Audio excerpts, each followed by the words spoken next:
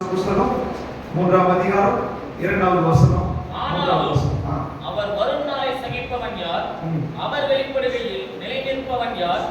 அவர் உடம்பிடுகிற முடிய அக்கினியைப் போலவும் மன்னாருடைய சௌகாரத்தைப் போலவும் இருப்பார். அவர் உட்கார்ந்து வெள்ளியை புடமிட்டு சுத்திகரித்துக் கொண்டிருப்பார். அவர் லேவியின் புத்திரரை சுத்திகரித்து அவர்கள் கர்த்தருடையவர்களாய் இருக்கும்படிக்கும் நீதியாக காணிக்கையை செலுத்தும்படிக்கும் அவர்களை பொன்னைப் போலவும் வெள்ளியைப் போலவும் புடமிடுவார். லேவியர்களை ஆண்டவர் புடமிட்டுக் கொண்டிருக்கிறார். நம்மள இந்த புடமிடுகிற ஒரு ப்ராசஸ் ஆன இந்த உபவாச நாட்களில் ஆன்லைன்ல ஆனாலும் நேரில் ஆனாலும் நம்மை உட்கார வைத்துக் கொண்டிருக்கிறார். அப்படின்னா நம்ம தான் இந்த லேவியன். ஹல்லேலூயா. நம்மளை தான் புடமிட்டுக் கொண்டிருக்கிறார். ஹல்லேலூயா. எத்தனை புடமிடுறது விட்டு கொடுக்கிறது ஆயத்தமா இருக்கிறீங்க? நம்ம விட்டு கொடுக்கிறது ஆயத்தமா இருந்தா அவர் நம்ம அழகா புடமிட்டு நிறுத்துவதற்கும் ஆயத்தமுள்ளவராக இருக்கிறார். ஹல்லேலூயா. அவர் ஒருவர் தான் பெர்ஃபெக்ட்டா இருக்கிறவர். நம்ம கிட்ட குறைவுகள் இருக்கிறது. அப்ப நம்ம எப்போதும் திருத்திக் கொள்ளுகிற ஒரு மனநிலையோடு அவர் சமூகத்துக்கு வர வேண்டும். ஆண்டவர் நம்மளை கரெக்ட் பண்ணி கொண்டே இருக்கிறார் இந்த நாட்கள்ல.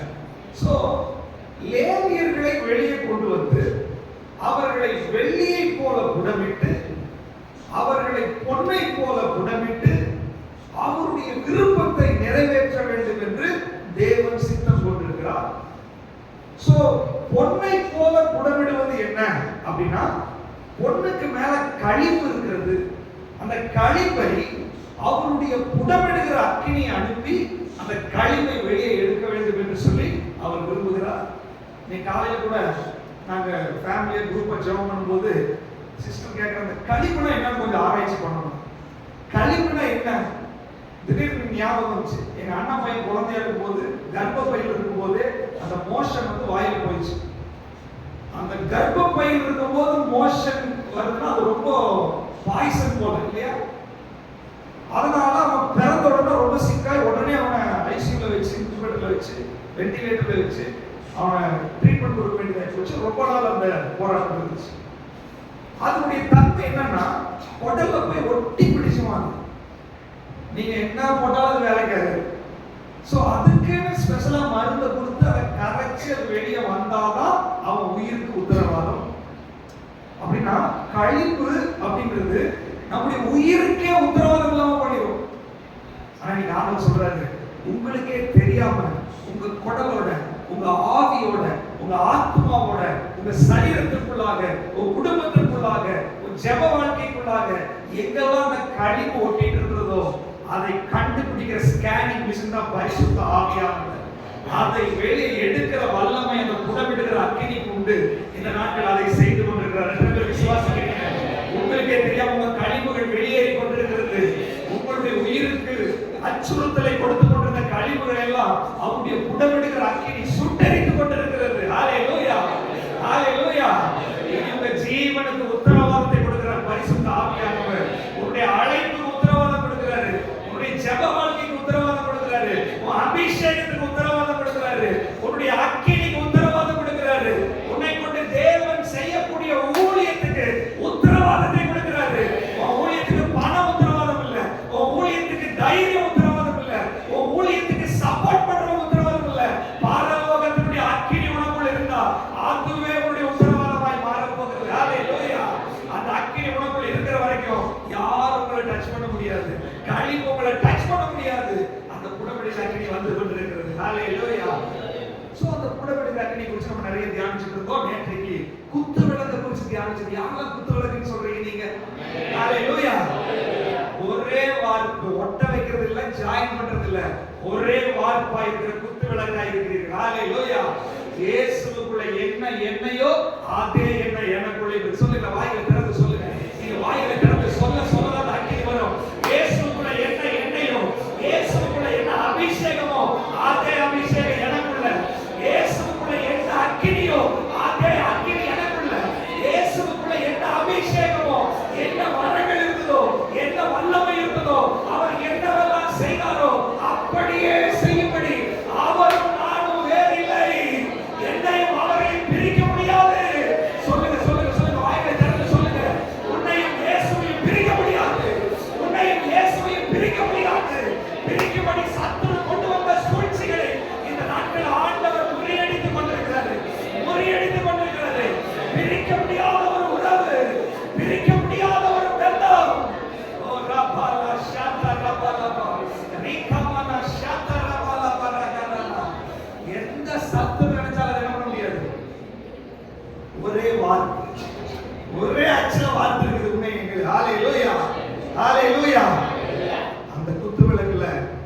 பரிசுத்த ஆவியானவர் எண்ணெயா எரிய வைக்கிறது போல நம்மை ஆண்டவர் எரிய வைத்துக் கொண்டிருக்கிறார்.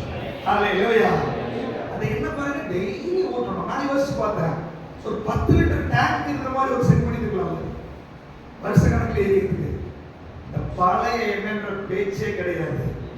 எப்போதும் புது எண்ணெயால் அவர் அபிஷேகம் பண்ணுகிறார். தீர தீர புது எண்ணெய் ஊற்றி கொண்டிருக்கிறார். 21 நாளும் புதிய எண்ணெய் ஊற்றி கொண்டிருக்கிறார். வீட்டுல ஜெபிக்கும் போது புது எண்ணெய் வருகிறது, ஆராதிக்கும் போது புது எண்ணெய் வருகிறது. இந்த பிரேயர்ல கூட புது எண்ணெய் ஊற்றி கொண்டிருக்கிறார். எத்தனை பேர் விசுவாசிக்கிறீங்க? எண்ணெய் வர வர எரிய ஆரம்பிக்கும். எண்ணெய் ஊற்ற ஊற்ற கத்த ஆரம்பிக்கும். ராகாலபா ஷாதரபலபா. எத்தனை பேர் விசுவாசிக்கிறீங்க? எண்ணெய் ஊற்றி கொண்டிருக்கிறார். புது எண்ணெயால நீ அபிஷேகம் பண்றார். என் பொம்மை காணாம இருக்கிறது பொம்மை போல மாற்றுகிறார். புது எண்ணெயால நீ அபிஷேகம் பண்ணுகிறார். ஓ பரிசுத்த ஆவியானவருடைய எண்ணெய் இன்றைக்கு உங்க மேல பொழிந்தருளப்படுகிறது. அழைப்பை பெற்றவர்கள் மேல, தரிசனம் உள்ளவர்கள் மேல, அழைப்பை பெற்ற தரிசனத்தோடு ஊழியத்துக்கு அபிஷேகம் பண்ணப்பட்ட தேவ பிள்ளையே, லேவியனே, உன் மேல ஒரு புது எண்ணெயை ஊற்றுகிறார். அது புது எண்ணெயை ஊற்றி கொண்டிருக்கிறார். இந்த வார்த்தை உன் காதுல கேட்கும் போது உனக்கு அந்த எண்ணெய் ஊற்றப்படுகிறது. எண்ணெய் ஊற்றப்படுகிறது. அது பரிசுத்த ஆவியுடைய அக்கினியால் அது பற்றி எரிய போகிறது. எப்படி எப்படி எரிய போற? இயேசுவை போல எரிய போகிறார். இயேசுவை போல எரிய போகிறார். உன்னுடைய ரோல் மாடல் இயேசு. இயேசுவை போல மாற போகிறார். இந்த அபிஷேகம் உன்னை இயேசுவை போல மாற்றுகிறது. இயேசுவை போல மாற்றுகிறது. ஓ ராகம ஷாதரவல. இந்த லேவியர்களை இயேசுவை போல மாற்றும்படி ஒரு அபிஷேகத்தின் வல்லமை காட்டவைக்கப்படுகிறது. காட்டவைக்கப்படுகிறது. நீ இயேசுவை போல இருப்பாய். நீ இயேசுவை போல இருப்பாய். ஹalleluya, ஹalleluya. Thank you Lord. ஹalleluya. ஓ ஒரே வாழ்வு, ஒரே வாழ்வு. தனி தனி மேனுஃபேக்சரிங் இல்லை. அவரை போலவே உன்னை வார்த்தெடுத்திருக்கிறார். எந்த பிசாசையும் உன்னை டச் பண்ண போறது கிடையாது. உன்னுடைய ஜெபத்துக்கு எதிராக, உன்னுடைய ஊழியத்துக்கு எதிராக, தரிசனத்துக்கு எதிராக சத்துரு பக்கத்துல வர முடியாது. அதை அழிக்கக்கூடிய அபிஷேகம் உங்க மேல வெளிப்பட்டு ஹalleluya. அந்த பரிசுத்த ஸ்தலத்துல குத்துவிளக்கு வைக்கப்பட்டிருக்கிறது. அடுத்தது ஒரு தூபபீடம் வைக்கப்பட்டிருக்கிறது. ஒரு மேசை வைக்கப்பட்டிருக்கிறது. இன்றைக்கு அந்த மேசை, அந்த தூபபீடத்தை குறித்து நம்ம வாசிக்க போகிறோம். வாசிக்கலாம். யாத்திரையாகமத்தின் புஸ்தகம் 30ஆம் அதிகாரம் 1வது வசனம் 2வது வசனம். அதுல 10 வசனத்தை நீங்க வீட்டுல போய் வாசிச்சு பாருங்க. அதுக்குள்ள அந்த தூபபீடத்தினுடைய காரியங்கள் கொடுக்கப்பட்டிருக்கிறது. வாசிக்கலாம். தூபபீடத்திற்கு ஒரு தூபபீடத்தையும் சித்தி மரத்தினால் உண்டாக்குவாயாக. அது 1 முழ நீளம் 1 முழ அகலமுமான சதுரமும் 2 முழ உயரமுமாய் இருக்க வேண்டும். அதன் கொம்புகள் அதனோட ஏகமுகமாய் இருக்க வேண்டும். ஓகே. தூபபீடம் இதுவும் சித்தி மரத்தால் செய்யப்பட்டது. பொன்தகட்டால் மூடப்பட்ட ஒரு தூபபீடம். இந்த ஆசரிப்பு கூடாரத்துக்கு வெளியில பலிபீடம் என்று சொல்லி ஒன்று இருக்கு. அதுலதான் பலியெல்லாம் போடுவாங்க. அது பொன்தகட்டால் மூடப்படல, அது வெண்கலத்தால் மூடப்பட்டிருக்கு. ஏன் வெண்கலம்? அந்த ஹீட்டை தாங்கிறதுக்கு சக்தி உடையது. தங்கத்தை விட வெண்கலம் வந்து ஹீட் அப்சர்வ் பண்ணும். சோ பலிபீடம் வெண்கலத்தால் ஆனது. பலிபீடத்தோட டைமென்ஷன் வேற. ஆனால் அந்த பலிபீடம் மாதிரியே ஜெராக்ஸ் மாதிரி இந்த தூபபீடம். அது பெருசு, இது சைஸ்ல சின்னதா இருக்கும். பலிபீடத்தின் மாதிரியே அதுல கொம்புகள், அதனுடைய சைஸ் சமசதுரமா இருக்கும். பார்த்தா ஒரு சின்ன பலிபீடம், மினி. இந்த தூபபீடத்துல அதனுடைய சைஸ் பாத்தீங்கன்னா அந்த 2வது வசனத்துல போட்டிருக்குது 1 முழ நீளம் 1 முழ அகலம் 2 முழ. அப்படின்னா இந்த 1.5 2.5 கணக்கு இல்லைங்க, இங்கெல்லாம் முழுசா இருக்கு.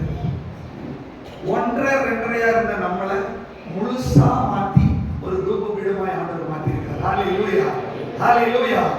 இந்த தூபபீடம் அது இயேசுவை குறிக்கிறது, ஆவிக்குரிய அர்த்தங்களை குறித்தாலும் நம்ம இந்த 21 நாள் உபவாச ஜெபத்துல நம்ம கம்பேர் பண்ணி வாசிக்கிறதுனால இன்றைக்கு ஆண்டவர் நம்மை தூபபீடமாய் வைத்திருக்கிறார். எத்தனை பேர் விசுவாசிக்கிறீங்க? ஹalleluya, ஹalleluya. முதலாவது, இந்த தூபபீடம் வெளியில் இருக்கிற பலிபீடத்தை போலவே இருக்கிறது. சைஸ் ஆனது, ஆனா பலிபீடத்து மாதிரியே இருக்கும். அது பலிபீடம், இது தூபபீடம். பலிபீடம் என்பது இயேசு கிறிஸ்துவை குறிக்கிறது. அதுல எரிகிற அக்கினி அவருடைய பாடுகளை குறிக்கிறது. அவர் சிலுவையில் பலியானதை குறிக்கிறது. அவர் நமக்காக ரட்சிப்பை ஏற்படுத்தின திட்டத்தை அந்த பலிபீடம் அடையாளப்படுத்திக் கொண்டே இருக்கிறது. பலிபீடத்தை சுற்றி எப்போதும் ரத்தமா இருக்குமா? ஏன்னா வெட்டி மேல போட்டு டெய்லி பலி போடுறதுனால அப்படியே ரத்த கரைகளா இருக்கும். அது இயேசு கிறிஸ்துவை குறிக்கிறது. கல்வாரி சிலுவையில் அவர் பட்ட பாடுகளை குறிக்கிறது. ஆனால் தூபபீடம் ரத்த கரையில இருக்காது. தூபபீடத்துல பலியே போடப்படாத ஆண்டவர் சட்டம் போட்டிருக்கிறது. அங்க ரத்த கரையே இருக்காது. அதுல தூபம் மட்டுமே ஏறெடுக்கப்படும். அப்போ பலிபீடத்தை போலவே தூபபீடம் இருக்கிறது. அப்ப என்ன சொல்ல வர்றாரு? இயேசுவை போலவே நம்மை மாற்றி இருக்கிறார். ஹalleluya. குத்துவிளக்குல எப்படி ஒரே வார்ப்போ அதே மாதிரி ஒரே டிசைனா இருக்க போகிறது. ஹalleluya. சொல்லுங்க, ஆயிரத்துல சொன்னா இயேசுவை போல நான் என்னை சிருஷ்டித்திருக்கிறாரு.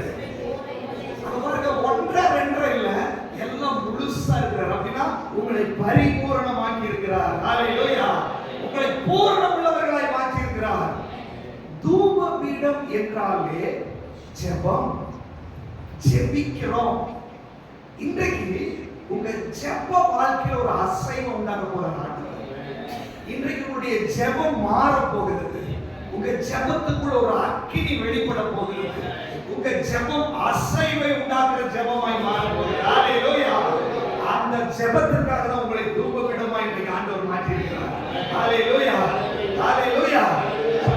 நான் தூபபீடமா இருக்கிறேன். எனக்கு ஜெபம் ஏறெடுக்கப்படும். எனக்கு விண்ணப்பம் ஏறெடுக்கப்படும். எனக்கு மன்றாட்டு ஏறெடுக்கப்படும். ஹalleluya. அப்ப பாருங்க, முதலாவது வசனத்துல அந்த பலிபீடம், அந்த தூபபீடம் பலிபீடத்தை மாதிரியே இருக்குது. அப்படின்னா என்ன அர்த்தம்? நான் இயேசுவை மாதிரியே ஜெபிக்க போகிறேன். ஹalleluya. உங்க ஜெபம் இயேசுவை போல மாற போகிறது. இயேசு என்ன ஜெபிச்சாரு? ராமுழுவதும் அவர் ஜெபித்தார். அவர் கெத்செமனே தோட்டத்துல மன்றாடி ஜெபித்தார். அவர் போராடி ஜெபித்தார். அவர் பரிந்து பேசி ஜெபித்தார்.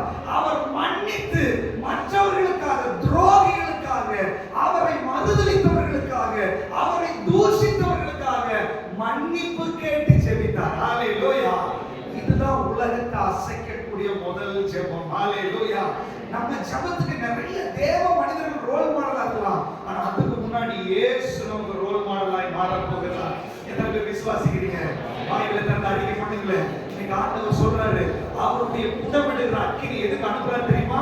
உன்னுடைய ராம் முழுவதும் உன்னை ஜெபிக்க விடாதபடி, நீ மன்றாடி ஜெபிக்க முடியாதபடி, நீ பரிந்து பேசி ஜெபிக்க முடியாதபடி, நீ போராடி ஜெபிக்க முடியாதபடி, நீ ஆத்மாவுக்காக பாரத்தோடு நீ ஜெபிக்க முடியாதபடி, உனக்கு கனநித்திரை ஆவியை கொண்டு வந்து உன்னோட மைண்டை டிஸ்ட்ராக்ட் பண்ணி உன்னை ஜெபிக்க விடாதபடி, ரெண்டு வார்த்தைக்கு மேல ஜெபிக்க முடியாதபடி உன்னை போராடி கொண்டிருக்கிற அந்தகார அந்த கழிப்புகளை சுட்டெரிக்கும்படி இதோ பரிசுத்த ஆவியானவர் அக்கினி அனுப்புகிறார்.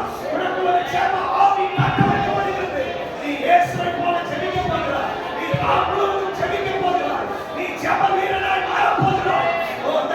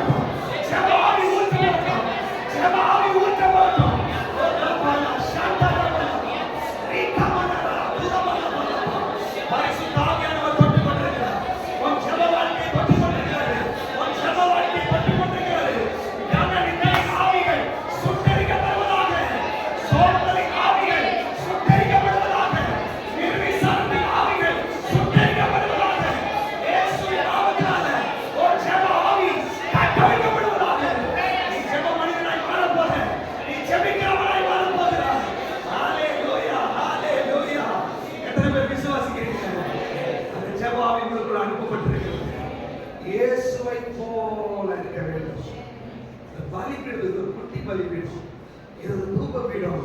நீ ஒரு குட்டி இயேசுவாய் மாற போகிறாய். உனக்கு துரோகம் பண்ணவர்களுக்காக இன்னைக்கு ராத்திரி நீங்க ஜெபிக்க போறீங்க. உங்களை பகைச்சவர்களுக்காக இன்னைக்கு நீங்க ஜெபிக்க போறீங்க. உங்களுக்கு விரோதமா பேசுறவங்க இன்னைக்கு அவன் மன்னிச்சிருங்க ஆண்டவரே ஜெபிக்க போறீங்க. உன் ஜெபம் இயேசுவை போல ஜெபமாய் மாற போகிறது. இன்னைக்கு என்ன தெரியுமா, நீங்க சாதாரண மனிதனா இருந்த உங்களை இயேசுவை போல மாற்றுகிற ஒரு ஆபரேஷன் பண்ணி கொண்டிருக்கிறார். உங்களை வேறு மனுஷனாய் மாற்றி கொண்டிருக்கிறார். நீ லேவியன், நீ புடமிடப்பட்டவன், நீ புடமிடப்பட்டு அவரை போல இருக்க வேண்டும் என்று அழைக்கப்பட்டவன். அப்படின்னா நீ ஆண்டவர் மாய்மாலத்தை சுட்டரிக்கிறார். மாய்மாலமான ஜெபம் சுட்டரிக்கப்படுகிறது. பாரம்பரிய ஜெபம் சுட்டரிக்கப்படுகிறது. ஒரு நிர்விசாரமான ஜெபம் சுட்டரிக்கப்படுகிறது. அவருடைய புடமிடுகிற அக்கினி ஒரு ஜெபத்தில் ஒரு மாற்றத்தை கொண்டு வருகிறார். இனி நீ ஜெபம் பண்ணுவது தூங்க மாட்டாய். இனி நீ ஜெபம் பண்ணுவது கன்ஃபியூஸ் ஆக மாட்டாய். நீ வாயை திறக்கும்போது அக்கினி புறப்படும். ஓ ராபாலா ஷந்தரபலபா ரீகமன ரகுரபலபலபா. அட்மாஸ்பியரை மாற்றி கொண்டிருக்கிறது. பிரேயர் அட்மாஸ்பியரை மாற்றி கொண்டிருக்கிறார். அநேக குடும்பங்கள் ஜெபிக்கிற வீடாய் மாற போகிறது. அநேக கணவன் மனைவிகள் ஜெபிக்க ஆரம்பித்து விடுவீர்கள். நம்முடைய பிள்ளைகள் ஜெபிக்க போகிறாங்க. சபை ஜெபிக்கிற சபையாய் மாற போகிறது. அவர்கள் ஜெபம் பண்ணின போது கூடியிருந்த இடம் அசைய ஆரம்பித்தது. இடத்தை அசைக்கக்கூடிய ஜெபம். நீ குடியிருக்கிற இடத்துல ஒரு அசைவு உண்டாகும். நீ குடியிருக்கிற இடத்துல விடுதலை உண்டாகும். நீ குடியிருக்கிற இடத்துல அற்புதம் நடக்கும். ஆண்டவர் சேஞ்ச் பண்றாரு. அட்மாஸ்பியரை சேஞ்ச் பண்ணி கொண்டிருக்கிறாரு. எத்தனை பேர் விசுவாசிக்கிறீங்க? ஹalleluya. இயேசுவை போல ஜெபிக்க போறீங்க. நாம் முழுவதும் ஜெபிக்க போறீங்க. மன்றாடி ஜெபிக்க போறீங்க. போராடி ஜெபிக்க போறீங்க. வியர்வை ரத்தத்தின் பெருந்துளியாய் வர வரைக்கும் நீங்க ஆத்ம பாரத்தோட ஜெபிக்க போறீங்க. இயேசுவை போல விடுதலை நீங்க பெற்றுக்கொள்ள போறீங்க. ஹalleluya. ஹalleluya. இந்த தூபபீடம் அதனுடைய பொசிஷன் எங்க இருக்கு தெரியுங்களா? வாசிக்கலாம். அதனுடைய 6வது வசனம் 7வது வசனம். சாட்சி பெட்டிக்கு முன் இருக்கும் திரைச்சீலைக்கும் நான் உன்னை சந்திக்கும் இடமாகிய சாட்சி சந்நிதிக்கும் சந்நிதியின் மேல் உள்ள கிருபாசனத்துக்கு முன்பாக அதை வைத்து கடவாய். நல்லா கவனிச்சுக்கோங்க. இதுல சொல்லப்பட்டது என்னன்னா, நம்ம மகா பரிசுத்த ஸ்தலத்தை தியானிச்சோம் இல்லையா? அங்க ஒரு உடன்படிக்கை பெட்டி இருக்குது. அங்கதான் அந்த ஷெக்கினா மகிமை இறங்கி வரும். அங்கதான் தேவ பிரசன்னம் இருக்கும். அந்த மகா பரிசுத்த ஸ்தலத்துல யாரும் போக முடியாது. போனா செத்துரும். அதனால மகா பிரதான ஆசாரியன் மட்டும்தான் வருஷத்துக்கு ஒரு தடவை போக முடியும். அந்த உடன்படிக்கை பெட்டி வச்சு ஒரு ஸ்கிரீனை போட்டுருக்காங்க. இப்ப இந்த தூபபீடத்தை எங்க கொண்டு வச்சிருக்காங்க தெரியுங்களா? அந்த உடன்படிக்கை பெட்டிக்கு நேர அந்த ஸ்கிரீனுக்கு பக்கத்துல வைக்கப்பட்டிருக்கிறது. ஹalleluya. அப்படின்னா என்ன அர்த்தம்? அந்த மகா பரிசுத்த ஸ்தலத்துல எழுந்தருளி இருக்கிற தேவனுக்கு பக்கத்துல அந்த தூபபீடம் இருக்கிறது. இன்னும் சொல்ல போனா அந்த தேவனுடைய இருதயத்துக்கு பக்கத்துல ஜெபிக்கிறவன் இருப்பான். ஹalleluya. ஆண்டவர் சொல்ற ஜெபம் ஆண்டவருடைய இருதயத்துக்கு பக்கத்துல உங்களை கொண்டு போக போகிறது. தாவீது அந்த ஜெபத்தை தான் செஞ்சான். தாவீது என்ன பெரிய தப்பெல்லாம் பண்ணாலும் அவன் தூபபீடமாய் மகா பரிசுத்த ஸ்தலத்துக்கு பக்கத்துல அப்படிப்பட்ட ஒரு ஜெபத்தை அவன் ஏறதுக்கு ஆரம்பித்து விட்டான். ஆண்டவர் என் இருதயத்துக்கு ரொம்ப ஏற்றவன். ஆண்டவர் சொல்றாரு, உன் ஜெபம் இன்று ராத்திரி தேவனுடைய இருதயத்தை தொடுகிற ஜெபமாய், அவருடைய மகா பரிசுத்த ஸ்தலத்துக்குள்ள பக்கத்துல இருக்கிற ஜெபமாய், ஆண்டவருடைய அந்த இருதய துடிப்பை சென்ஸ் பண்ணுகிற ஜெபமாய், அவருடைய விருப்பங்களுக்கான ஜெபமாய், அவருடைய மன விருப்பத்துக்கு ஏற்ற மாதிரி, அவருடைய டியூனிங்க்கு தகுந்த மாதிரி ஜெபிக்கிற ஜெபமாய். அப்படின்னா என்ன அர்த்தம்? உங்க ஜெபம் 100% சக்சஸ் ஆக போகிறது. ஹalleluya. தாவீதுடைய வெற்றியின் ரகசியம் அதுதான். நீங்க ஆண்டவர் சொல்றாரு, அந்த ஜெபத்தை உங்களை பண்ண வைக்க போகிறாரு. எத்தனை பேர் விசுவாசிக்கிறீங்க? நீங்க ஜெபம் பண்ண ஆரம்பிங்க. ஆண்டவரே, ஜெபத்துல உங்களுக்கு எங்களுக்கு இருக்கிற டிஸ்டன்ஸ் இன்னைக்கு மாறுகிறது. தேவனுடைய இருதயத்திற்கும் அவருடைய இதய துடிப்பிற்கும் என்னுடைய ஜெபத்திற்கும் வித்தியாசம் இருந்தது ஆண்டவரே. அப்போ உங்களுடைய எண்ணங்களுக்கும் என்னுடைய எண்ணங்களுக்கும் வித்தியாசம் இருந்துச்சு ஆண்டவரே. ஆனா இன்னைக்கு அதை சுட்டெரிக்கும்படியான அக்கினி வெளிப்பட்டு கொண்டிருக்கிறது. இயேசுவின் நாமத்தினால ஒரு தூபபீடம் சுத்திகரிக்கப்படுகிறது. உங்களுடைய ஜெப வாழ்க்கை புடமிடப்படுகிறது.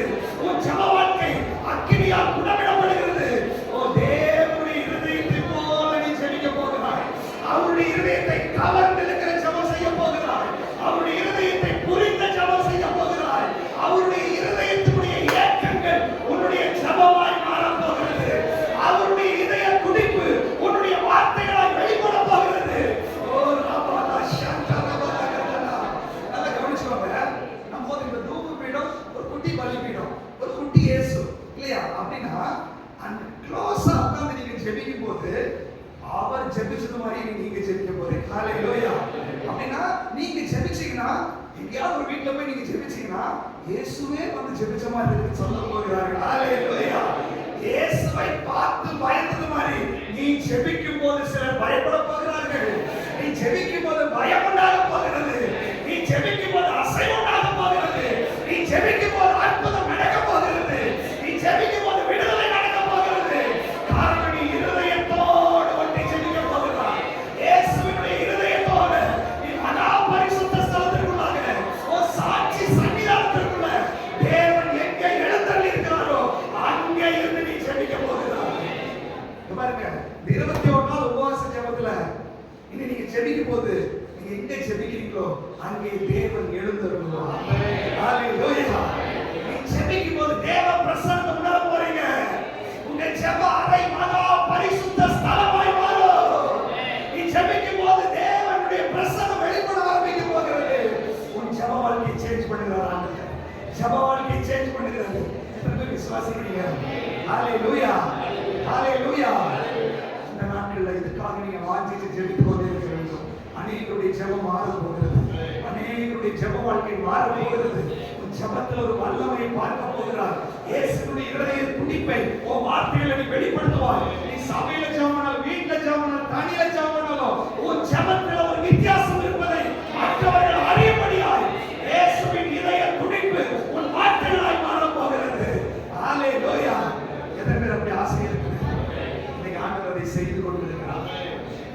இந்த தூப பீடம் அதுல இன்னொரு டிசைன் இருக்கு, வாசிக்கலாம்.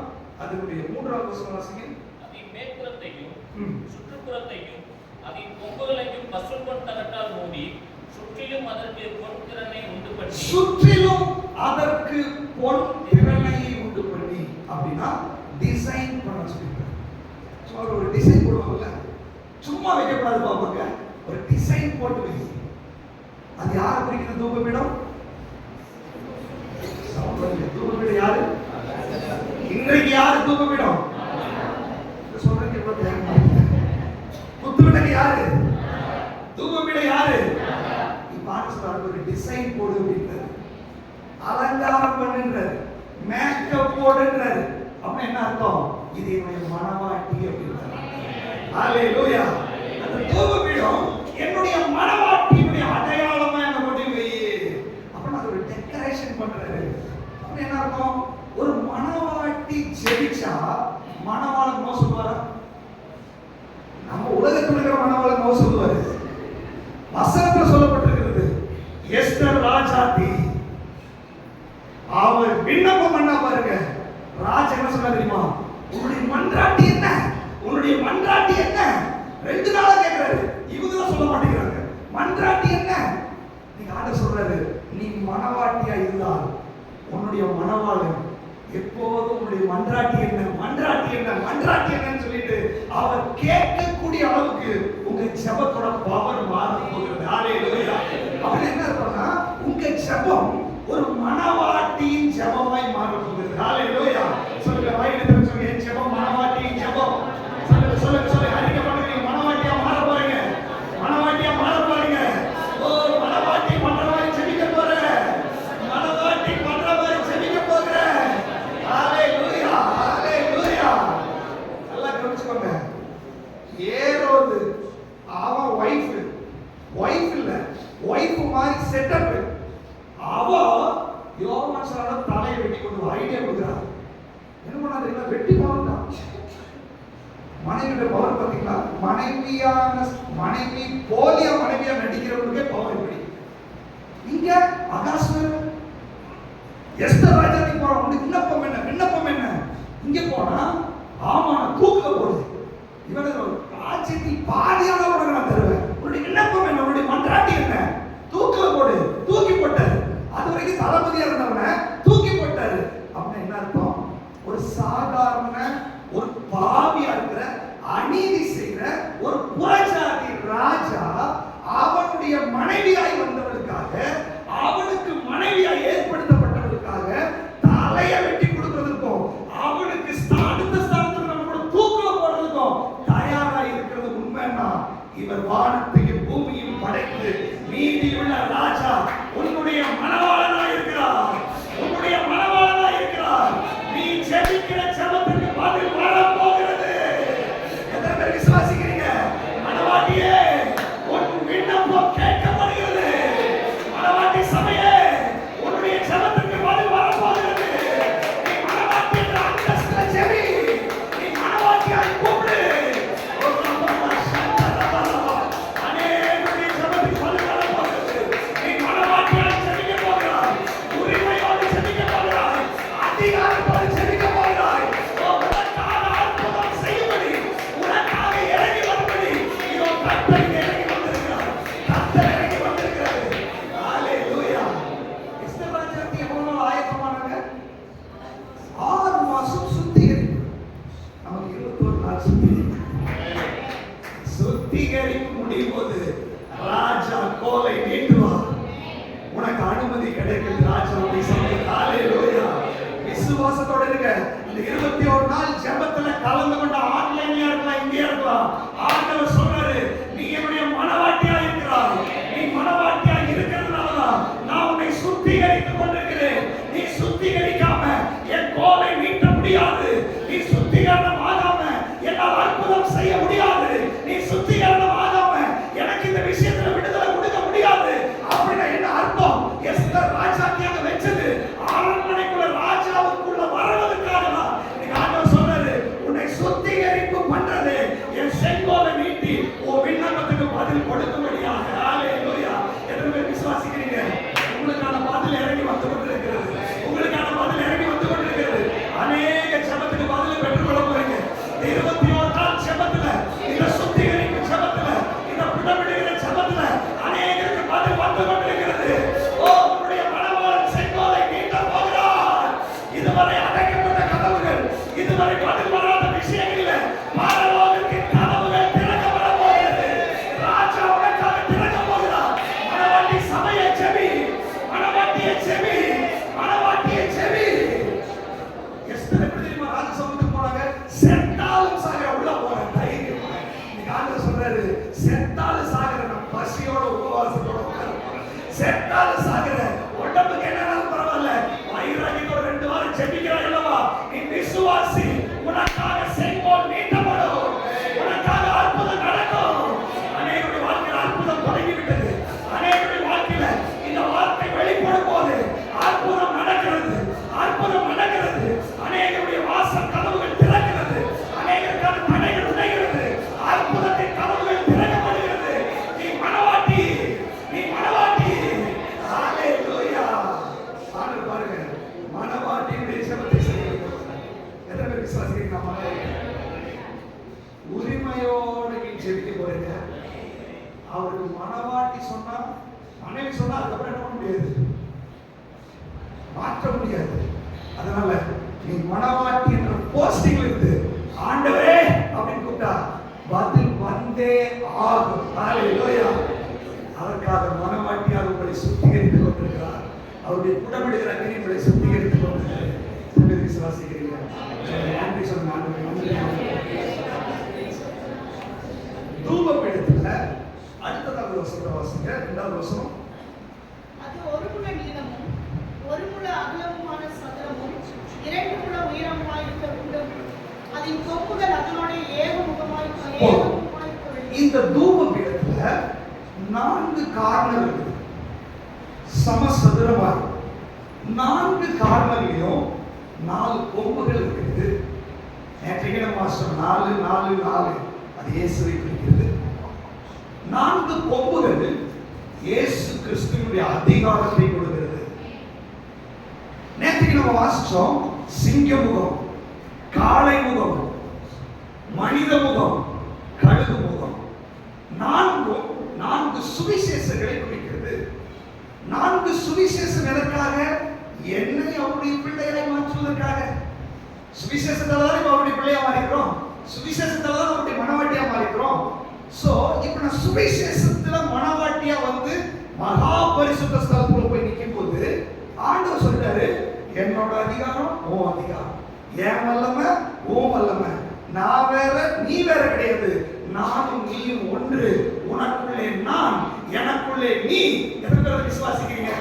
அதை சொல்லிடலாமா? வாயில சொல்லுங்க. எனக்குள்ள அவர் இருக்கிறாரு, அவருக்குள்ள நான் இருக்கிறேன், என்னை அவரையும் பிரிக்க முடியாது, நாங்க ஒரே வார்ப்பா இருக்கிறோம்.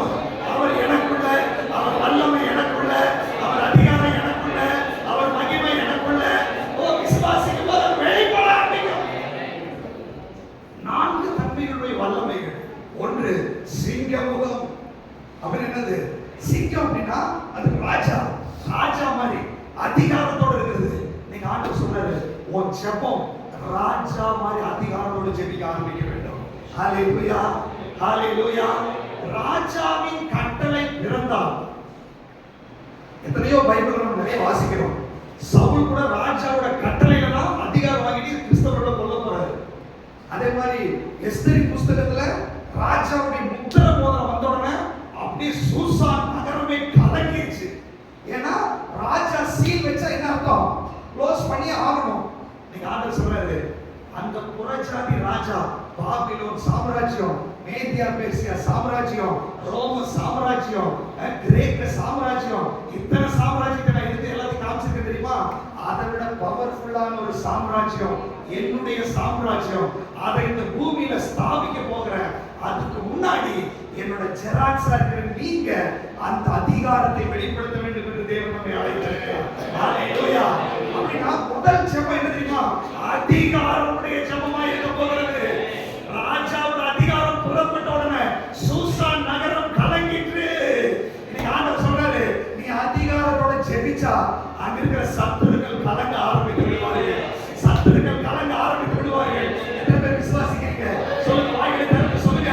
உன் ஜெபம் அழுகையின் ஜெபம் அல்ல, அதிகாரத்தின் ஜெபம். உன் ஜெபம் கெஞ்சுற ஜெபம் இல்ல, கட்டளை பிறப்பிக்கிற ஜெபம். இயேசுவின் நாமத்தில் அதிகாரம் புறப்படுகிறது. கட்டளை கொடுங்க. உன் தேசத்துக்காய் கட்டளை கொடு, உன் பிரச்சனைக்காய் கட்டளை கொடு. அதிகாரம் கொடுக்கிறது, அதிகாரம் கொடுக்கிறது. சிங்க முகமுள்ள ஆண்டவர் உனக்குள்ள, யூதா கோத்திரத்தின் ராஜ சிங்கம் உனக்குள்ள. ஓ, ஹalleluya. அவர் ராஜாக்களுக்கெல்லாம் ராஜாவாய் இருக்கிறார். உலகத்தில் இருக்கிற ராஜ்யங்கள் எல்லாம் அவருக்கு கீழே இருக்கிறது. சிங்காசனங்கள், துரைத்தனங்கள், கர்த்தத்துவங்கள், வல்லமைகள், அதிகாரங்கள் எல்லாம் அவருக்குள்ளது. அவர் உனக்குள்ளே இருக்கிறார், அவர் உனக்குள்ளே இருக்கிறார். சீசர்கள் என்ன சொன்னாரு? வானத்திலும் பூமியிலும் சகல அதிகாரம் எனக்கு கொடுக்கப்பட்டிருக்கிறது, நீ புறப்பட்டு போ. எத்தனை பேர் விசுவாசிக்கிறீங்க? அப்படின்னா நீ எந்த ஆபீஸ் போனாலும் அதிகாரம் உன் கையில் இருக்கிறது. நீ எந்த மனுஷன் முன்னாடி போனாலும் அதிகாரம் உன் கையில் இருக்கிறது. எத்தனை பேர் அப்படி ஜெபிக்க போறீங்க? சொல்லுங்க, ஆண்டவரே, பயந்த ஜெபத்தை போல குடம்படி அக்கினி சுட்டரிக்கிறது. அழுகை சிலர் அழுது அழுது ஜெபிச்சு ஜெபிச்சு ஜெபிக்க வாயை திறந்து அழுக. இன்னைக்கு குடம்பிடுகிற அக்கினி அந்த அழுகையின் ஜெபத்தான களிப்பை சுட்டரிக்கிறது போலது. எல்லாரும் பயந்து பயந்து நெகட்டிவான வார்த்தைகள் இன்னைக்கு குடம்பிடுகிற அக்கினியை சுட்டரிக்கிறது போலது. உனக்குள்ள அதிகாரம் புறப்பட போகிறது, உனக்குள்ள வல்லமை புறப்பட போகிறது. உனக்குள் இருப்பவர் சாதாரணவர் அல்ல, அவர் எல் ஷடாய். உலகத்தில் இருக்கிறவனை விட உனக்குள் இருப்பவர் பெரியவர். அதிகாரத்தோட ஜெபிக்க போகிறீங்க. நீங்க ஜெபிக்க ஆரம்பிச்சா நகரமே கலங்க போகிறது. எத்தனை பேர் விசுவாசிக்கிறீங்க? உண்மைதான். அது கதை மாதிரி இருக்கா? உங்களுக்குள்ள அந்த அக்கினி இருக்கிறது, அந்த வல்லமை இருக்கிறது. நீ விசுவாசிச்சா தேவ மகிமையை காணலாம். கழுகு முகம், சிங்க முகம். இரண்டாவது முகம் காளை முகம். காளைனா எத்தனை உறவுகளால் தாங்கிறது, தாங்கக்கூடியது. தாங்கும் ஜெபமா? நான் ஜெபிக்கும் போது ஆண்டு எனக்கு நம்ம தெரியுமா? நீ தாங்கும் ஜெபம் பண்ணாதப்பா. ஜல்லிக்கட்டு காளையை பாரு, ஒரு காளை நிற்கும், 10 100 பேர் பிடிக்க வருவான். ஒரு சிறுப்பு பாருங்க, தெரிச்சு ஓடுவானுங்க. அப்படின்னா உன் ஜெபம் அப்படிப்பட்ட வல்லமையாய் நடந்து போகிறது. டெய்லி உலகத்துல சொன்னாங்க இல்லையா? டெய்லி நீங்க வீட்டு விட்டு இறங்கும் போது, நீங்க ஜெபிக்கும் போது நிறைய போராட்டங்கள், டென்ஷன் ஆகுது, மைண்ட் டைவர்ட் ஆகுது, அதாகுது இதாகுது, நிறைய குட்டிச்சாத்தான்கள். எப்படி ஜல்லிக்கட்டு ஒரு காலத்துல இருக்கும், 100 பேர் இருப்பான். காலை அடக்கிறதுனே வந்திருக்கான், நம்மள அட்டாக் பண்றதுனே சத்துரு இருக்கான். ஆனா ஆண்டவர் சொல்றாரு, உனக்கு இருக்கிற வல்லமை பரலோகத்தின் வல்லமை. அதனால ஒரு ஜல்லிக்கட்டு கால எல்லா வீரமே ஒதரை தள்ளிட்டு போகுது அப்படின்னு சொன்னா, உனக்குள்ள இருக்கிற பவர் அதோட பல மடங்கான பவர். ஆண்டவர் சொல்றாரு, எதிரிகளை சிதறடிக்கக்கூடிய வல்லமை உன் ஜெபத்தில் இருக்க போகுது. எத்தனை விசுவாசிக்கிறீங்க? நீ ஜெபிக்கும் போது அந்த வல்லமைகளெல்லாம் சிதறடிக்கப்பட போகிறது, சிதறடிக்கப்பட போகுது.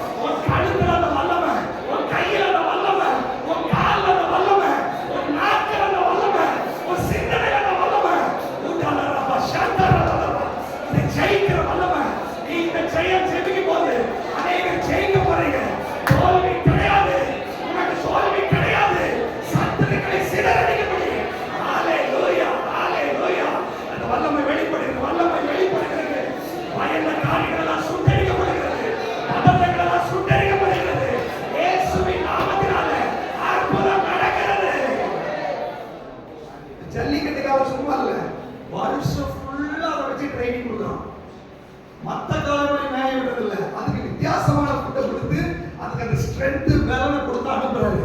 எங்க ஆண்டவர் சொல்றாரு, அந்த காலைக்கு வருஷம் ஃபுல்லா ட்ரைனிங் கொடுக்கலாம், ஆனா என்னுடைய லேவியனுக்கு இந்த 21 நாளும் பரலோகத்தின் வல்லமை அனுப்பி 21 நாள் முடியும் போது அந்த காலை புறப்பட்டு வர்றது மாதிரி, ஓ என்னுடைய லேவியன் புறப்பட போகிறான், சத்துருக்கள் சிதறடிக்க போறாங்க.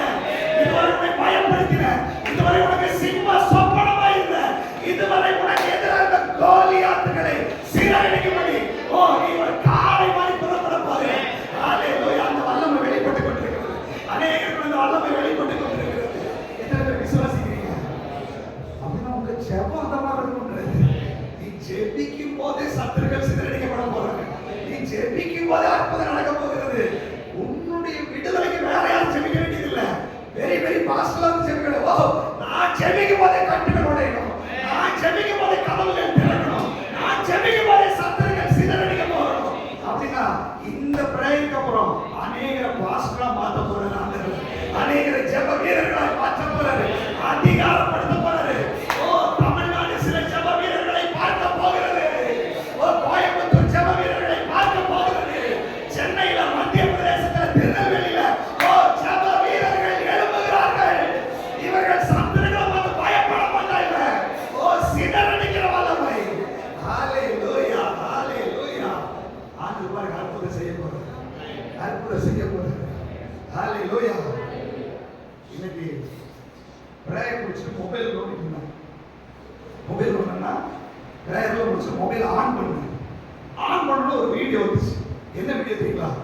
கலிபோர்னியால ஒரு ஷாப் சிசிடிவி கேமரா வச்சிருக்கான். அந்த ஷாப்புக்குள்ள 2 காலை உள்ள போயிடுச்சு.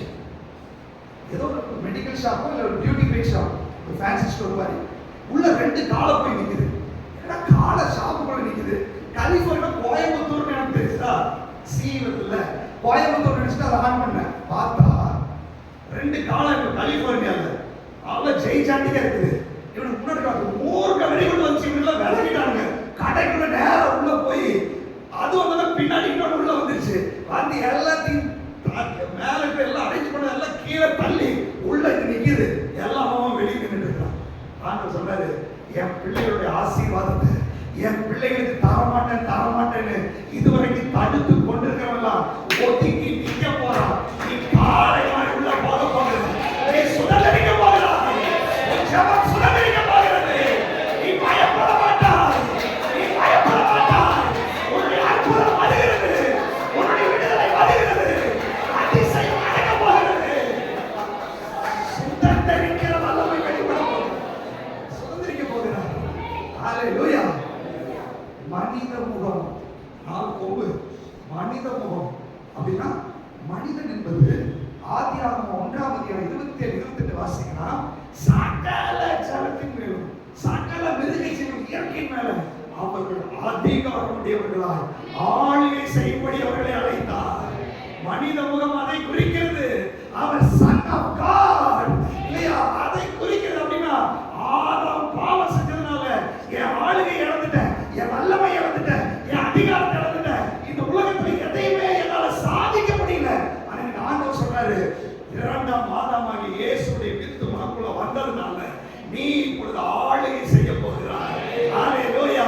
ஆண்டவர் சொல்றாரு, இந்த பூமியிலே உனக்கு ஒரு ஆளுகை கட்டவிழ்க்க போகிறார். நீ ஜெபிக்கும் போது உன் வீட்டுக்குள்ள ஆளுகை போட பிள்ளைகள் அடங்க மாட்டேங்கிறாங்களா, இந்த ஜெபத்துக்கு அப்புறம் அடங்க போகிறார்கள். நீ ஜெபிக்கும் போது வேலை கிடைக்கும், ஜெபத்துக்கு அப்புறம் வேலை கிடைக்க போகிறது. பிசினஸ் நடக்க மாட்டேங்குது, ஜெபி ஆளுகை உனக்கு கொடுத்திருக்கிறாரு, அது நடந்துதான் ஆகணும். மிஷின் ஓட மாட்டேங்குதா, நீ ஜெபி, மிஷினுக்கு ரிப்பேர் ஆகாது, அற்புதம் நடக்கும். வேலைக்கு ஓடுறானா, நீ ஜெபி, ஆளுகை கட்டளை விடு, தேடி வருவா கம்பெனிக்கு, அற்புதம் நடக்கும், பேமெண்ட் வரும், சேலரி கிடைக்கும். இந்த உலகத்தின் மேல உங்களுக்கு ஆளுகை கொடுக்கிறாரு. ஈசாக்கு விதை விதைச்சான், 100 மடங்கு விளைய செய்தார். எத்தனை விசுவாசிக்கிறீங்க? உங்க ஜெபம் ஆளுகையான ஜெபமாய் மாறப் போகுது. நீ சுதந்திரிக்க போகிறாய், சுதந்திரிக்க போகிறாய். உன் வெறுப்பு மாறும், உன் தரித்திரம் மாறும். இந்த ஜெபம் உன் வாழ்க்கையை புரட்டி போடும். எத்தனை விசுவாசிக்கிறீங்க? விசுவாசி ஜெபம் பண்ணீங்கன்னா இந்த ஞாயிற்றுக்கிழமை சாட்சி சொல்லுவீர்கள். ஹalleluya. உண்மையிலே வைராகியம் வந்தா நாளைக்கு நீங்கள் சாட்சி சொல்லுவீர்கள். உங்களை நம்ப வைத்து ஏமாற்றுகிறவர் இந்த ஆண்டவர் கிடையாது. உங்களை வாழ வைத்து அழகு பார்க்கிறவர் இந்த ஆண்டவர். ஹalleluya. அவருக்கு என்ன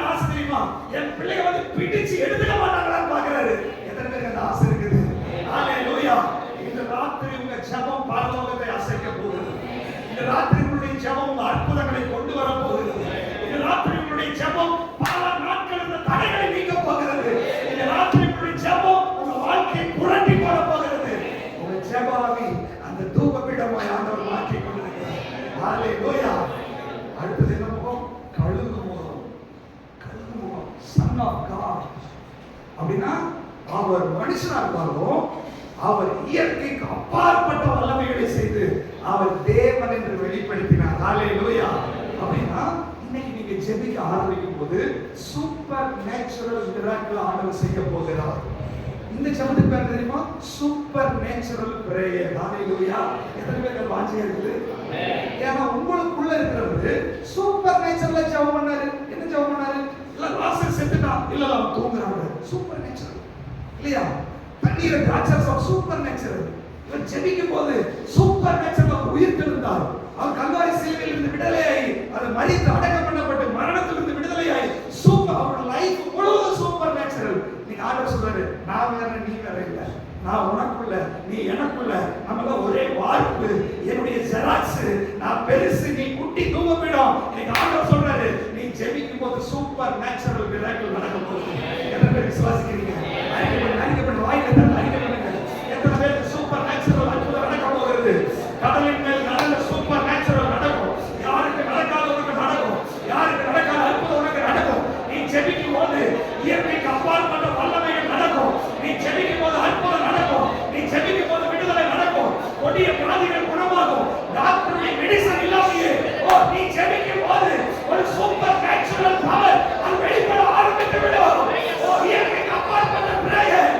நீங்க சூப்பர் நேச்சுரல் பிரேயர் மாற போகிறது. இதுவரை நடக்காததெல்லாம் நடக்கும். இதுவரை நடக்காததெல்லாம் நடக்கும். மனுஷன் நடக்காதுன்னு சொன்னத இனி ஜெபத்தால் சாதித்து காண்பிப்பார். ஹalleluya. ஒரு சூப்பர் நேச்சுரல் பிரேயர் மாற போகிறது. விசுவாசிக்கிறீங்களா? ஒரு சூப்பர் நேச்சுரல் ஆண்டவர் மாற்ற போகிறார். அற்புதம் செய்ய போகிறார். ஹalleluya. கழுகு உயரத்துல பறக்குமா? அப்படின்னா உங்க ஜெபம் இந்த மான மண்டலம் இருக்கிற பொல்லாத ஆவியின் கட்ட உடைக்கிறதுக்கு உயரத்துல பறக்க போகிறது ஜெபம். நீ தரையில ஜெபிச்சது போதும், நீ தரையில நடந்தது போதும், நீ உயரம் பறக்க போகிறாய். உன் ஜெபம் உயரத்துல பறக்க போகிறது. அந்தகார வல்லமைகள், வான மண்டலத்தில் இருக்கிற பொல்லாத ஆவிகள், தேசத்தை ஆளுகை செய்கிற விக்கிரக ஆவிகள், விபச்சார ஆவிகள், அந்தகார சக்திகள், மாந்திரீகங்கள், செய்வினைகள், சூன்ய சக்திகள் நீ ஜெபிக்கும் போது அடங்க ஆரம்பிக்கும். நீ ஜெபிக்கும் போது அடங்க ஆரம்பிக்கும்.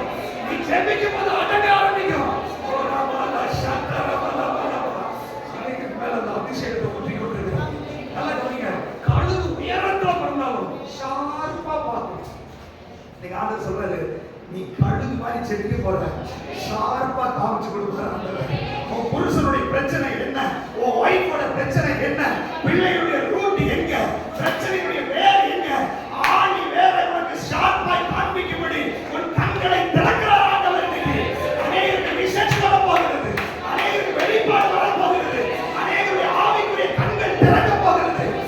சீக்கிரத்துல வெளியே வர போகிறது. இயேசுவின் நாமத்துல பெற்றுக்கொள்ளுகிற அபிஷேகத்தை அநேகருடைய வாழ்க்கையில நடக்க போகுது. எத்தனை விசுவாசிக்கிறீங்க? ஏதோ நடக்காதுன்னு சொல்லிட்டு இருக்கிறோமா? உன்னை அப்படி மாற்ற போகிறார் ஆண்டவர்.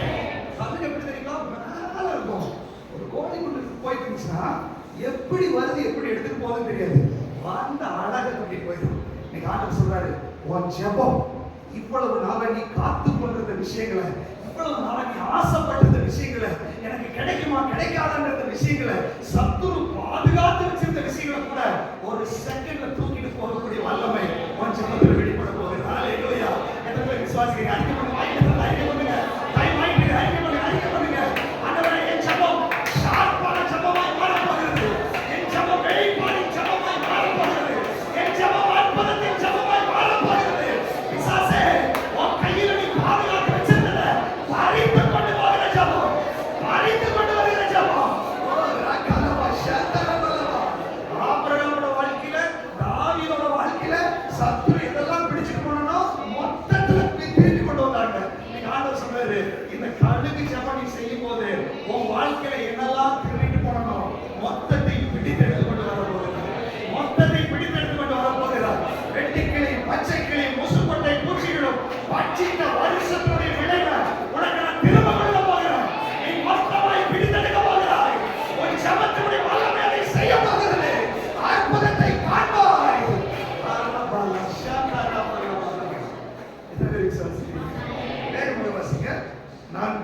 கொம்புகள். அடுத்த 4வது வசனம்.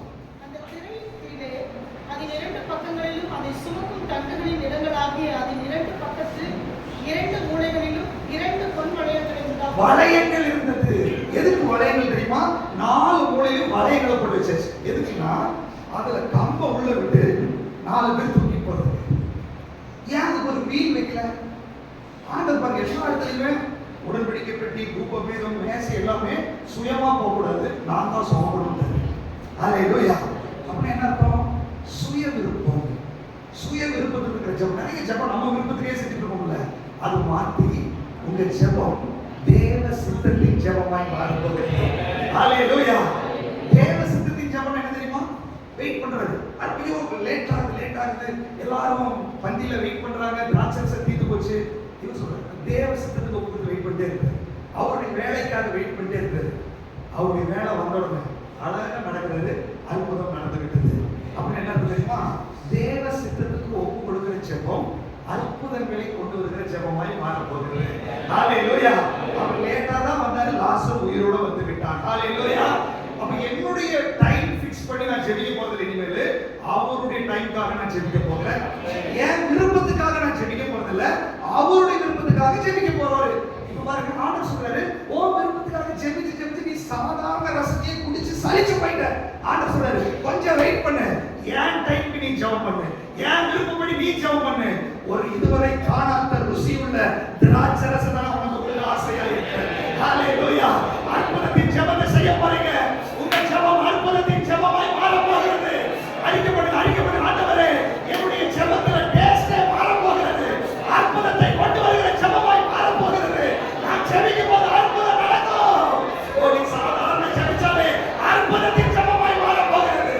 அற்புதத்தின் ஜெபம். நீ ஒரு அற்புதம், நீ ஒரு அடையாளம். உன் ஜெபமே அதை அடையாளம் பண்ணி காண்பிக்க போகிறது. உண்மையை விசுவாசிக்கிறீங்களா? விசுவாசிச்சால் தேவ மகிமையை காண்பாய். ஜெபத்துல இந்த கடைசி 7 நாள் உன்னை பேக் பண்றாரு. உன் பவர் தாக்க மாத்த போறாரு. நீ பவராய் புறப்பட போகிறாய். அற்புத அடையாளங்களை செய்ய போகிறாய். ஹalleluya. ஆண்டவர் அதை செய்ய போகிறார். அடுத்த ஜெபம் வாசிக்கலாம். அதனுடைய லேவியராகமம் 10ஆம் அதிகாரம் 1ஆம் வசனம் மட்டும் வாசிங்க. இதுக்காக மட்டும் அந்த போய் லேவியராகமம் 10:1. பின்பு கர்த்தர் மோசேயை நோக்கி, நீ பார்வோனிடத்தில் போ, அவர்கள் நடுவில் நான் இந்த என் அடையாளங்களை செய்யும்படி போ. லேவியராகமம் பின்பு ஆரோனின் குமாரராகிய நாதாபும் அபியூவும் தன் தூபகலசத்தை எடுத்து அவைகளில் அக்கினியையும் அதின்மேல் தூபவர்க்கத்தையும் போட்டு கர்த்தர் தங்களுக்கு கட்டளையிடாத அந்நிய அக்கினியை அவருடைய சந்நிதியில் போடுவார்கள். இப்ப வந்து தூப பீடத்துல ஆண்டவருடைய சட்டம் என்னன்னா, வெளியில பலிபீடம் இருக்கு இல்லையா, அங்க பலி போட்டோம்னா அங்க தீ கனல் இருக்குல்ல, அதை எடுத்துட்டு வந்து அதை தான் இந்த தூப பீடத்துல போடணும். வேற அக்கினி அங்க போடக்கூடாது. இந்த நாதாபாவியும் என்ன பண்ணிட்டாங்க, வேற அக்கினி வந்து தூபம் போட்டான். என்ன நடந்துச்சு தெரியுமா? மகாபரிசுத்தத்துல அக்கினி புறப்பட்டு 2 பேரையும் கொண்டுருச்சு. அவ்வளவு சீரியஸான விஷயம். அப்போ தூப பீடத்துல அக்கினி இருக்க வேண்டும் என்று சொல்லி விரும்புகிறார். யார் தூப பீடம்? நமக்குள்ள ஒரு அக்கினி இருக்க வேண்டும் என்று விரும்புகிறார். அப்படின்னா என்ன அர்த்தம்? ஒரு அபிஷேகம் இருக்க வேண்டும் என்று விரும்புகிறார். ஒரு வல்லமை இருக்க வேண்டும் என்று விரும்புகிறார். ஆவியில ஜெபம் பண்ண வேண்டும் என்று விரும்புகிறார். எத்தனை பேர் ஆவியில ஜெபம் பண்ண போறீங்க? இன்னைக்கு நீ ஆவியில ஜெபம் பண்ற விதத்தை ஆண்டவர் பார்க்க போகிறார். ஹalleluya. அப்போஸ்தலன் பவுல் ஆவியில ஜெபம் பண்றது குறித்து 1 கொரிந்தியர் 14 சொல்றாரு. அதுல நிறைய விஷயங்கள் இருக்கு. ஒரு விஷயம், அந்நிய பாஷையில் ஜெபிக்கிறவன் தனக்கு பக்தி விருத்தி உண்டாக ஜெபிக்கிறான். ஹalleluya. இந்த ஜெபம் என்ன தெரியுமா? உங்க பிரச்சனைக்காக நீங்க யாருக்கு ஃபோன் பண்ண வேண்டாம், யார் உங்க தலையில கை வைக்க வேண்டாம். நீ அந்நிய பாஷையில ஜெபிக்கும் போது செல்ஃப் டெலிவரன்ஸ் உண்டாகும். தனக்கு தானே பக்தி விருத்தி உண்டாகும். உன் சோர்வு மாறும், உன் நெகட்டிவிட்டி மாறும், உன் கவலை மாறும், உன் துக்கம் மாறும். அதற்காக ஒரு ஜெபம் ஊத்துறாரு. அதுதான் அந்நிய பாஷையில விண்ணப்பம் பண்ணுகிற ஜெபம். ஹalleluya. எத்தனை பேர் விசுவாசிக்கிறீங்க? உங்களுடைய பலிபீடத்துல அந்த அக்கினி ஆண்டவர் இன்னைக்கு வைக்கிறாரு. ஆயிரத்தி 2 நிமிஷம் டான்ஸ் ஜெபம் பண்ணலாமா? இயேசுவின் நாமத்துல நம்ம கடைசியா ஜெபம் பண்ண போறோம். அதுக்கு முன்னாடி இந்த அபிஷேகத்தை ரிசீவ் பண்ணிக்கோ. இயேசுவின் நாமத்தினால நீ ஜெபிக்கும் போது பக்தி விருத்தி உண்டாகும். நீ ஜெபிக்கும் போது அழகு உண்டாகும். நீ ஜெபிக்கிற அக்கினியாய் மாற போகிறது. ஹalleluya. ஹalleluya. ஆமென் ஆமென் ஆமென். 34வது வசனம் மறுபடியும் வந்துருங்க. 30ஆம் அதிகாரம் 34வது வசனத்தை வேகமா வாசிங்க. இன்னும் கர்த்தர் மோசேயை நோக்கி, சுத்த வெள்ளை போலமும் குங்கிலியமும் அல்பான் பிசுமாகிய கந்தக வர்க்கங்களையும் சுத்தமான சாம்பிராணியையும் நீ சமநிலையாக எடுத்து தைலக்காரன் செய்கிறது போல அதற்கு பரிமேலம் ஏற்றி போதும். வீட்டுல போய் வாசிக்கோங்க. தூப பீடத்துல அக்கினி இருக்குது, அதுக்கு மேல தூப வர்க்கத்தை போடணும். போட்டாதான் அந்த அந்த வாசனை மேல வரும். இப்படி சாம்பிராணி போடுறோம்ல அந்த மாதிரி. இதுக்கு அல்வான் பிசி, வெள்ளை போலம், குங்கிலியம், சாம்பிராணி, இந்த 4 எடுக்கணும். வெள்ளை போலம் கசப்பு, அடுத்தது குங்கிலியம், இந்த ரெட் சீனுடைய டெப்த்ல இருக்கிற ஒரு வகையான ஓல் உள்ள ஒரு ஃபிஷ்ன்றாங்க. அது வந்து நறுமணம் கொடுக்கக்கூடிய செடி மட்டும் தான் சாப்பிடணும். அது தயாரிக்கப்படுறது. அடுத்தது அல்பான் பிசின், இது டெசர்ட்ல இருந்து கிடைக்கக்கூடிய ஒரு வகையான கம் மாதிரி இருக்கிறது. இது வந்து ஒட்டக்கூடிய தன்மை உள்ளது. அடுத்து சாம்பிராணி, வனாந்தரத்துல கிடைக்கக்கூடிய பாறைகள் சைடுலாம் கிடைக்கும். இது வந்து ஒரு வகையான காஸ்ட்லியான நம்ம சாம்பிராணிகளை தெரியும், நறுமண பொருள். நல்லா கவனிச்சுக்கோங்க. இந்த 4மே நறுமணத்தை கொடுக்கிறதுக்காக கூட்டி செய்யப்படக்கூடிய பொருள். இது அக்கினி மேல போட்டா அந்த சுகந்த வாசனை வரும். அது அப்படியே அந்த ஸ்கிரீனை தாண்டி மகாபரிசுத்த ஸ்தலத்துக்குள்ள போகும். தேவனங்கிறது பதில் கொடுப்பார். இதுதான். சோ நம்மள தூபபீடமா ஆண்டவர் வச்சிருக்கும் போது நமக்குள்ள அந்த அபிஷேகம் இருக்கிறது, அக்கினி இருக்குது. இந்த அக்கினிக்கு மேல இந்த 4 பொருளுடைய கலவையை அது மேல போட்டாதான் தூபமாய் மாறும், இல்லையா? ஆனா சத்துரு நிறைய இதுல போராட்டத்தை கொண்டு வந்து வச்சுட்டான். என்ன வச்சிருக்கான்? ஃபர்ஸ்ட் அந்த வெள்ளை போலம் என்பது கசப்பா இருக்கும். நம்முடைய ஸ்பிரிட்ல நிறைய கசப்பை உள்ள வச்சுட்டான். குங்கிலியம் டீப் சீல இருக்கிறது. நம்முடைய ஆள் மனசுக்குள்ள நிறைய நெகட்டிவான காரியங்கள், நிறைய காயங்கள், நிறைய விஷயங்கள், மறக்காத விஷயங்கள் உள்ள ஆள் மனதுக்குள்ள வச்சுட்டான். அடுத்தது அல்பான் பிசின், அதாவது ஒட்டக்கூடியது, ஐக்கியத்தை குறிக்குது. சகோதரனுக்கு விரோதமா வைராக்கியம், போட்டி, பொறாமை, பேசுறது இல்ல, மன்னிக்கிறது இல்ல, நிறைய வச்சிருக்கான். சாம்பிராணி, இந்த சாம்பிராணி பாத்தீங்கன்னா இது ஒரு விஷயம் முடிவுக்காக கூட யூஸ் பண்ணுவாங்க. இது வந்து ஒரு பரிமளம் கொடுக்கக்கூடியதான ஒரு மருந்து, சரிங்களா? இன்னைக்கு பாருங்க, நிறைய நேரத்துல விஷத்தனமா நம்முடைய வார்த்தைகள் அல்லது நம்முடைய பேச்சு, இந்த நம்முடைய கேரக்டர் ஓரியன்டா இதை எடுத்துக்கிட்டோம் அப்படின்னா, எபேசியர் 4ல வாசிக்கிறோம், பரிசுத்த ஆவியை துக்கப்படுத்துகிற விஷயங்கள், சகல விதமான கசப்பு, சகல விதமான கோபம், வைராக்கியம், மன்னிக்காதது, மறக்காதது. ஆண்டவர் சொல்றார், நீ தூபபீடமா இருக்கிற, உனக்குள்ள அக்கினி இருக்குது, பர்ஃபெக்ட்டா உண்டாக்கிட்டேன், என்ன மாதிரி எல்லாமே ஓகே. ஆனா இந்த 4 விஷயத்துல தான் பிரச்சனை வருது. அங்க போட்டா நறுமணம் வரணும்னு பார்த்தா துர்கந்தம் வீசுகிறது. அந்நிய அக்கினியை போட்டவனே பட்சிச்சு செத்துட்டானுங்க. நீ துர்கந்தம் வீசுனா எவ்வளவு பெரிய பாவம். ஆனா ஆண்டவர் கிருபையா இருக்கனால நம்மளை விடுவிச்சாரு. ஆனா இன்னைக்கு ஆண்டவர் தன்னுடைய புடமிடுகிற அக்கினி அனுப்பி உங்களுக்கு கொடுக்கிற கோபம், உங்களுக்கு கொடுக்கிற மன்னிக்காதது, மறக்காதது, ஒப்புரவாகாதது, உங்க ஆள் மனதில் இருக்கிற கவலை, துக்கம், வேதனை, கசப்பு, வேறு இதெல்லாம் பிடிங்கி எடுக்கணும்னு சொல்லி ஆண்டவர் விரும்புகிறார். ஹல்லேலூயா. அதை பிடிங்கி எடுத்து உங்களுக்குள்ள இருக்கிற அந்த ஆவியில நீங்க அப்படியே ஜெபிக்க ஆரம்பிக்கும் போது அந்த சுகந்த வாசனை முகர்ந்தா, ஈசாக்கு முகர்ந்த உடனே மனதார ஆசீர்வதிச்சது, இல்லையா? இன்னைக்கு ஆண்டவர் சொல்றாரு, ஆண்டவர் உங்களை மனதார பிளஸ் பண்ண போறாரு. ஆசீர்வாதத்தின் ஜெபம். ஆனா அதுக்கு முன்னாடி இந்த கேரக்டர்ஸ் வேரோட பிடிக்க எடுக்கணும்ன்றாரு. எத்தனை பேர் ஒப்பு கொடுக்க போறீங்க? ஆண்டவரே, இந்த கேரக்டர் என்ன எனக்கு கொடுத்தாலும் இன்றைக்கு பரிசுத்த ஆவியானவரை பிடிக்க எடுத்துருங்க. அவருடைய பட்சிக்கிற அக்கினி வரதுக்கு முன்னாடி ஒப்புக்கொடு. சூளையை போல எரிகிற அக்கினி வரதுக்கு முன்னாடி மனம் திரும்பு. மன்னிப்பு கேட்காதவங்க மன்னிப்பு கேளு. ஒப்புரவாகாதவங்க ஒப்புரவாகு. விட்டு கொடுக்காதவங்க விட்டு கொடு. ஆவியானவருடைய உள்ளத்தை ஸ்கேன் பண்றாரு. நீ பகையை உள்ள வைக்காத, கசப்பை உள்ள வைக்காத, வைராக்கியத்தை உள்ள வைக்காத. உனக்குள்ள ஆள் மனதில் இருக்கிறவைகளை விடுவிக்கும்படி இதோ பரிசுத்த ஆவியானவருடைய உடம்பிடுகிற அக்கினி கடந்து வருகிறது. ஓ ஜெபம், ஓ சுகந்த வாசனையான ஜெபமாய் மாற போகிறது. அந்த நறுமணத்தில் ஆண்டவர் சந்தோஷப்பட போகிறார். இந்த வாரம் ஞாயிற்றுக்கிழமை நம்ம எல்லாம் கூடி வரும்போது அந்த சுகந்த வாசனையில ஆண்டவர் என்ஜாய் பண்ண போகிறார். உங்க வீட்டுக்குள்ள நீங்க உட்கார்ந்து ஜெபம் பண்ணும்போது சுகந்த வாசனை வர போகிறது. மனதார உங்களை bless பண்ண போறாங்க. இது ஆசீர்வாதத்துடைய பேர், ஆசீர்வாதத்துடைய கீ. தயவு செய்து உங்களுக்கு இருக்கிற இன்றைய ஜெபத்திலேயே மன்னிக்காது, மறக்காது, பகை, விரோதம், வைராக்கியம் சுட்டரிக்கப்படும்படி அவருடைய அக்கினிக்கு நீங்கள் விட்டு கொடுங்க. ஹalleluya, ஹalleluya. உங்க ஜெபம் சுகந்த வாசனையான ஜெபம். கடைசியாக 36வது வசனம். அதில் கொஞ்சம் எடுத்து ஆ. பொடியாக இடித்து சரி, கடைசியான வார்த்தை மட்டும் வாசிங்க. அது உங்களுக்கு மகா அது உங்களுக்கு மகா பரிசுத்தமாய் இருக்க கடவுது. நீங்க ஆண்டவர் சொல்றாரு, உன் ஜெபம் பரிசுத்தமான ஜெபமாய் மாற போகிறது. நீ பரிசுத்தமாய் வாழ்ந்து ஜெபிக்க போகிறார். இருதயத்தில் சுத்தமுள்ளவர்கள் பாக்கியவான்கள், அவர்கள் தேவனை தரிசிப்பார்கள்.